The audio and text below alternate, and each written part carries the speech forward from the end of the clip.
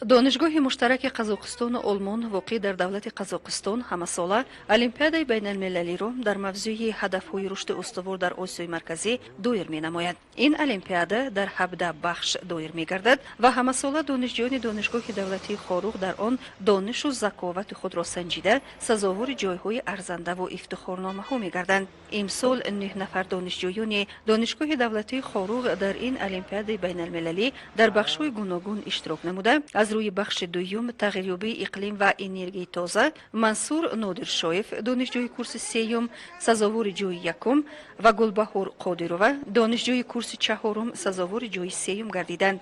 донишҷӯён дар самти тағйирёбии иқлим дар ҷаҳони имрӯза, таъсири он ба ҳаёти башарият, мутобиқшавии одамон ба тағйирёбии иқлим, эҳсоси ин раванд дар миқёси Тоҷикистон ва истифода аз энергияи тоза, дониши хуб, заковату идроки волоро нишон дода шоистаи таҳсину офарин гардиданд. устоди донишгоҳи давлатии хоруғ Зубайда Шоҳмамадова қайд намуд ки ин донишҷӯён дар самти табиатшиносӣ дар баробари ҷавобҳои саҳиҳ инчунин ҳайати ҳакамонро ки намояндагони донишгоҳҳои давлатҳои осиёи марказӣ мебошанд бо табиат ва иқлими Тоҷикистон шинос намуданд.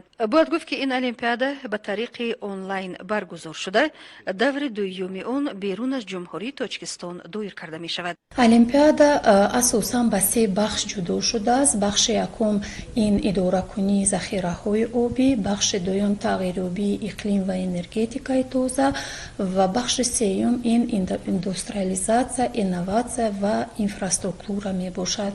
чун маълум аст имрӯз дар дунё бисёр мушкилиҳое ба миён омадаанд ки ҷабҳаҳои сиёсӣ, иҷтимоӣ, иқтисодӣ ва экологиро дар бар мегиранд.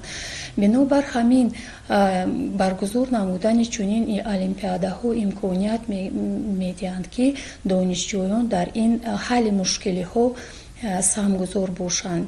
бояд гуфт ки донишгоҳи давлатии хоруғ зодаи даврони соҳибистиқлолии ватан буда дар тайёр намудани кадрҳои баландихтисос дар минтақа нақши муҳим дорад. имрӯзҳо хатмкунандагони ин мактаби олии вилоят дар ҷодаҳои мухталифи ҷомеаи ватан хизмати аҳлона доранд. айни замон дар донишгоҳи давлатии хоруғ ҷавонон аз тамоми минтақаҳои ватан таълими касбу кор доранд ва борҳо дар олимпиадаҳои ҷумҳуриявӣ байни мактабҳои олӣ ва олимпиадаҳои байналмилалӣ бо иштироки фаъолона сазовори ҷойҳои арзанда гардиданд. гузарондани чунин олимпиадаҳо дар донишгоҳҳо имконият медиҳад ки донишҷӯён ба илмомӯзӣ машғул шаванд ва донишҳои худро дар соҳаи худ боз ҳам чуқуртар сайқал диҳанд.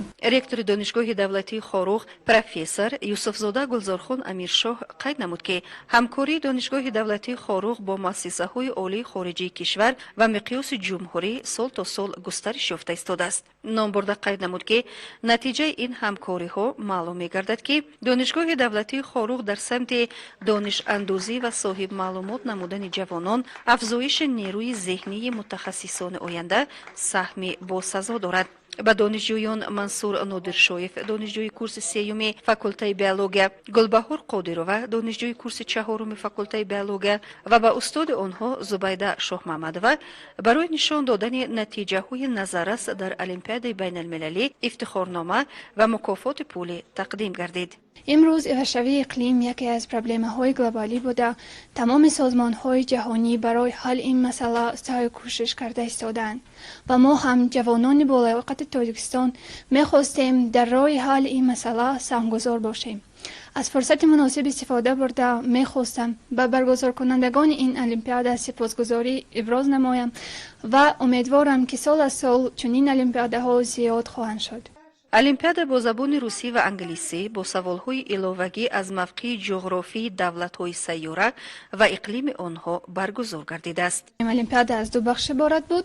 бахши аввал буд ба тариқи саволномаҳо буданд 22 савол ки онҳоро бояд дар 30 дақиқа кор мекардем.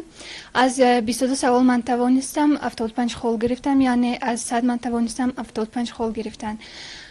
бахши дуюм ба тариқи суҳбат гузашт, яъне намояндагон аз давлатҳои Қирғизистон, аз давлатҳои Қазоқистон, Тоҷикистон, Олмон буданд ки ҳар яке онҳо 6 намоянда буданд. ҳар яке онҳо яктои савол медоданд ки онҳо асосан саволҳои онҳо ба энергияи тоза ва ивазшавии иқлими глобалӣ бахшида буданд. мансур нодиршоев ки ҷойи аввалро соҳиб шудааст қайд дошт ки тавассути ин олимпиада иқлим ва табиати биҳишт осои тоҷикистонро ба донишҷӯён ва ҳайати ҳакамон муаррифӣ намудааст. ном бурда қайд намуд ки дар баробари посух ба пурсишномаи олимпиада ва саволҳои иловагии ҳайати ҳакамон наворҳои видеоиро аз табиати кӯҳистони ватан, кӯҳҳову пиряхҳо, кӯлҳову дарёҳо, олами набототу ҳайвонот манзур намуданд ки иштирокчиёни олимпиадаро ба ваҷд овардааст.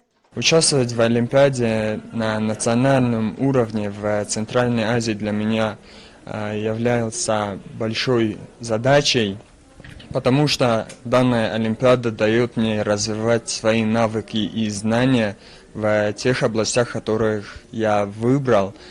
Хочу выразить огромную благодарность лидеру нации, уважаемому Эмомали Рахмону, за предоставленные возможности в рамках программы развития естественных и математических наук, за то, что мы, студенты, можем участвовать в олимпиадах на международных и региональных этапах.